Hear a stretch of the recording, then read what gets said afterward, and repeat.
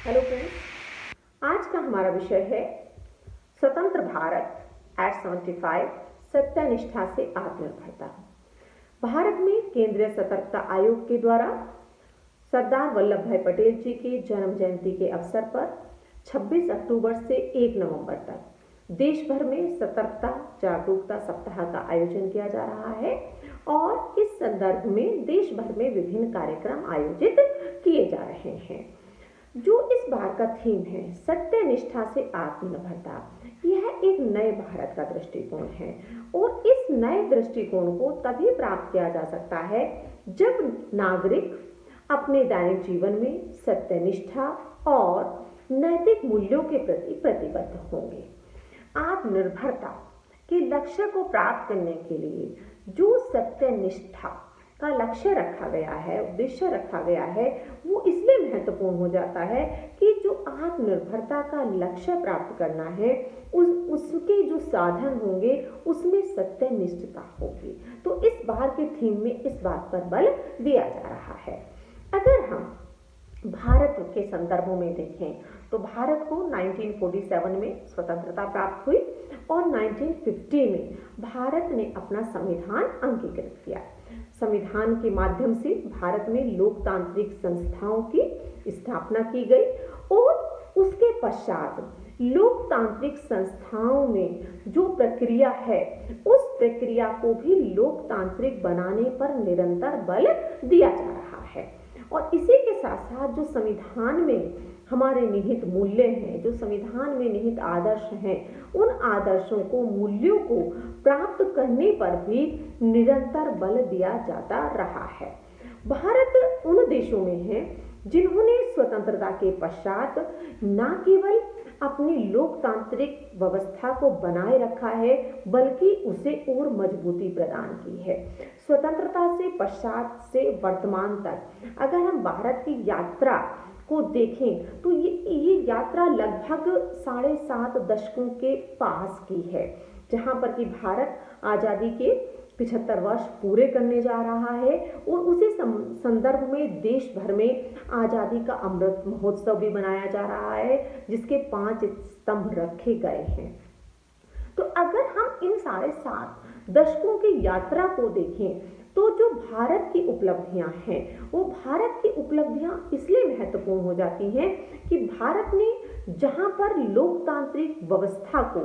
मजबूत किया है वहीं पर लोकतांत्रिक प्रक्रियाओं और मूल्यों को अपनाने पर भी, उन्हें व्यवहार में लाने पर भी निरंतर बल दिया है। और उसी लोकतांत्रिक व्यवस्था के तहत जो उपलब्धियां हैं वो और भी महत्वपूर्ण हो जाती हैं, क्योंकि जो यात्रा है जहां पर भारत के साथ स्वतंत्र हुए देश अभी राजनीतिक व्यवस्था में लोकतांत्रिक व्यवस्था को अपनाने के लिए हमें संघर्षरत दिखलाई देते हैं। भारत के हम पड़ोसी देशों को देख लें या हम दूसरे देशों को जो उस समय पर स्वतंत्र हुए हैं, अगर हम उनके साथ देखें तो भारत की ये उपलब्धियां और महत्वपूर्ण हो जाती हैं। एक समय था जब जो देश थे उनको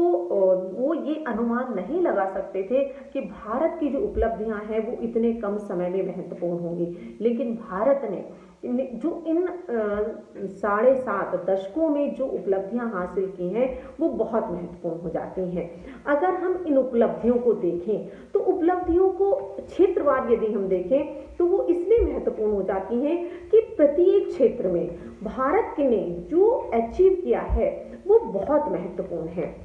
अगर हम इसमें देखें कृषि के क्षेत्र में देखें तो भारत ने कृषि के क्षेत्र में खाद्यान्नों के क्षेत्र में आत्मनिर्भरता पाई है, वहीं पर जो उत्पादन है विभिन्न क्षेत्रों में वो भी बढ़कर उठ रहा है। इसी के साथ अर्थव्यवस्था की बात करें तो भारत एक बड़ी उभरती हुई अर्थव्यवस्था है और जहां पर यह दूसरे देशों को एक बड़ा बाजार उपलब्ध कराती है, वहीं भारत का जो व्यापार है, निर्यात अगर हम कहें तो निर्यात भी अब विभिन्न क्षेत्रों में बढ़ रहा है। तो भारत एक ऐसी उभरती हुई व्यवस्था है जिसमें कि सभी देशों की निगाह अगर हम कहें या उसको एक ऐसी व्यवस्था के रूप में अब रिकॉग्नाइज किया जा रहा है। संचार क्रांति के क्षेत्र में देखें तो जो प्रगति इस क्षेत्र में हुई है वो बहुत महत्वपूर्ण हो जाती है। भारत आज ई गवर्नेंस से लेकर मोबाइल गवर्नेंस तक पहुंच गया है। अर्थात ई गवर्नेंस के माध्यम से जो भारत की यात्रा शुरू हुई थी कि गवर्नेंस में किस प्रकार से जो इलेक्ट्रॉनिक माध्यम है उनका प्रयोग किया जाए, लोगों तक चीज़ों को पहुंचाया जाए, जिन लोगों की पहुंच अगर हम कहें फिजिकली कार्यालयों तक नहीं हो पाती है, सरकारी नीतियों तक नहीं हो पाती है, उनको ई गवर्नेंस के माध्यम से वहां तक पहुंचाया जाए। सरकार के द्वारा जो मोबाइल ऐप तैयार किए गए हैं, आज जीवन के विभिन्न क्षेत्रों में इतने सारे मोबाइल ऐप हैं जहां पर कि जो व्यक्ति है वो अपने मोबाइल पर उन सारी सुविधाओं का लाभ उठा रहा है। अर्थात सरकार की जो योजनाएं हैं आज वो नागरिकों के दरवाजे तक पहुंच गई हैं इन इलेक्ट्रॉनिक माध्यम से, मोबाइल के माध्यम से। और ये जो तकनीक है ये जीवन के हर क्षेत्र में, हम इसे स्वास्थ्य के क्षेत्र में, शिक्षा के क्षेत्र में, कृषि के क्षेत्र में, स्टार्टअप के क्षेत्र में अगर हम देखें, सुरक्षा के क्षेत्र में देखें, डॉक्यूमेंट्स के हम सॉफ्ट कॉपी लेकर चलने के क्षेत्र में देखें, अगर इन सारे क्षेत्रों में देखें तो ये और भी महत्वपूर्ण हो जाती है कि उस संचार क्रांति का जो सकारात्मक प्रभाव है आज वह नागरिकों के जीवन के ऊपर स्पष्ट रूप से देखा जा सकता है। अंतरिक्ष के क्षेत्र में देखें तो भारत की उपलब्धियां आज और महत्वपूर्ण हैं, क्योंकि जहां पर स्वदेशी उपग्रह बन रहे हैं उनको अगर हम कहें उस क्षेत्र में जो भारतीय अंतरिक्ष विभाग है उसके वैज्ञानिकों ने जो अपनी क्षमता का प्रदर्शन किया है वो महत्वपूर्ण हो जाता है। भारत इस क्षेत्र के साथ साथ जो तकनीक के क्षेत्र में जो उपलब्धियां रही हैं वो भी महत्वपूर्ण रही हैं, जहां पर स्वदेशी का प्रयोग हो रहा है, तकनीक के माध्यम से जो सुविधाएं हैं वो लोगों को उपलब्ध कराई जा रही हैं, इसके माध्यम से या हम कहें इनका प्रयोग करके जो सरकार और नागरिक के बीच की दूरी कम हुई है वो महत्वपूर्ण हो जाती है। तो इस दृष्टिकोण से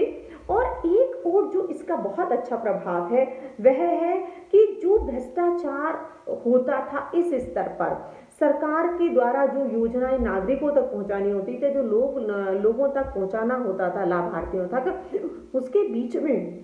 जो इस तरीके से मीडिएटर्स आ जाते थे, बिचौलिए आ जाते थे, अब तकनीक के प्रयोग के कारण वो दूर हो गए हैं। अर्थात सरकार के द्वारा जो भी लोगों को जो लाभ दिया जाना है अब वो डायरेक्ट हो रहा है, डायरेक्ट ट्रांसफर जिसे हम कहते हैं। तो वो अब क्या है कि अब सरकार जिसको लाभ प्रदान करना चाहती है वो डायरेक्ट उनके अकाउंट में पहुंच जाता है। और कोरोना के दौरान हमने ये देखा कि सरकार के द्वारा किस प्रकार से लोगों को जो धन था उनके अकाउंट में डायरेक्ट उपलब्ध कराया गया। तो ये इस तकनीक का ही लाभ है कि लोग उससे लाभान्वित हो रहे हैं और जो भ्रष्टाचार था देश में वो इसके माध्यम से अब समाप्त हो रहा है, ट्रांसपेरेंसी आ रही है, सरकार की नीतियों का लाभ अब लोगों को सीधे पहुंच रहा है। तो ये इस क्षेत्र में महत्वपूर्ण हो जाता है। इसी के साथ साथ अगर हम सैन्य शक्ति का विस्तार देखें तो भारत की जो सैन्य शक्ति है उसमें स्वतंत्रता के पश्चात से अब तक उसमें बहुत अधिक वृद्धि हुई है। सेना के पास जहां पर अत्याधुनिक हथियार हैं वहीं पर देश दूसरे देशों के साथ मिलकर जहां हथियारों का उत्पादन कर रहा है, हथियारों को खरीद रहा है, तो वो हमारी सैन्य क्षमता को और मजबूती प्रदान कर रहे हैं। राजनीतिक व्यवस्था के संदर्भों में हम देखें तो भारत की राजनीतिक व्यवस्था स्वतंत्रता के पश्चात से निरंतर मजबूत हुई है। जैसा कि मैंने कहा कि जो लोकतांत्रिक व्यवस्था का आदर्श जो हमने लक्ष्य रखा है भारत उसको प्राप्त कर रहा है, संस्थाएं स्थापित हैं, प्रक्रियाएं अपनाई जा रही हैं और उनको समृद्ध बनाया जा रहा है। तो इस प्रकार से जो ये उपलब्धियां हैं पिछले 7.5 दशकों की जो उपलब्धियां हैं ये निश्चित रूप से हर भारतीय को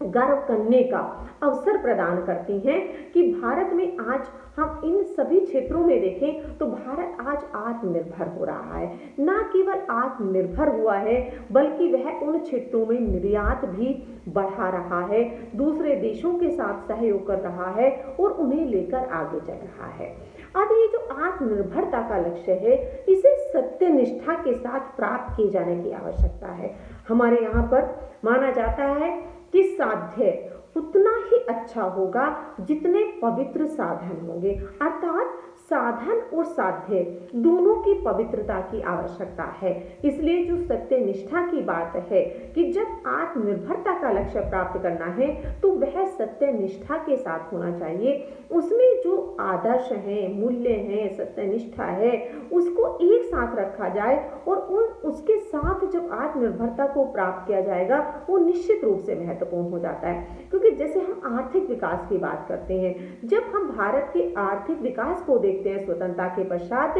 तो वो आर्थिक विकास इसलिए महत्वपूर्ण हो जाता है क्योंकि भारत ने जो ये प्राप्त किया है ये लोकतांत्रिक प्रक्रिया के तहत प्राप्त किया है। क्योंकि लोकतांत्रिक प्रक्रिया जहां पर लोकतांत्रिक व्यवस्था पर बल देती है वो एक खुली हुई ऐसी व्यवस्था है जहां पर लोगों के अधिकार सुरक्षित होते हैं, लोगों के अधिकार संवर्धित होते हैं, उनके लिए व्यवस्थाएं होती हैं, लोगों की सहभागिता होती है व्यवस्था में, नीति निर्माण में उनकी सहभागिता होती है, क्रियान्वयन में उनकी सहभागिता होती है। अर्थात सरकार के हर स्तर पर उनकी सहभागिता सुनिश्चित होती है। तो जब ये सारी चीजें हैं तो इन सारी चीजों के साथ में जो विकास हमने किया है पिछले दशकों में वो और भी महत्वपूर्ण हो जाता है। तो इसी संदर्भ में जो ये विषय है कि आज सत्य निष्ठा के साथ आत्मनिर्भरता, तो ये और महत्वपूर्ण हो जाता है कि आत्मनिर्भर भी हम बन रहे हैं लेकिन वो सत्य निष्ठा जो मूल्य है उनके साथ आगे बढ़ रहे हैं। तो इस प्रकार के जो आयोजन देश भर में हो रहे हैं वो निश्चित रूप से भारत को आत्मनिर्भर बनने के लिए, आगे बढ़ने के लिए वो और मजबूती प्रदान करेंगे। और जो हमारे समाज की व्यवस्था है जहां पर मूल्यों पर बल दिया जाता है, जहां आदर्शों पर बल दिया जाता है, लक्ष्य प्राप्ति का तो उद्देश्य होता ही है लेकिन जो ये सत्य निष्ठा है उसको लेकर जो लक्ष्य प्राप्त किया जाएगा वो और भी महत्वपूर्ण हो जाता है। इसी के साथ आप सभी का बहुत बहुत धन्यवाद।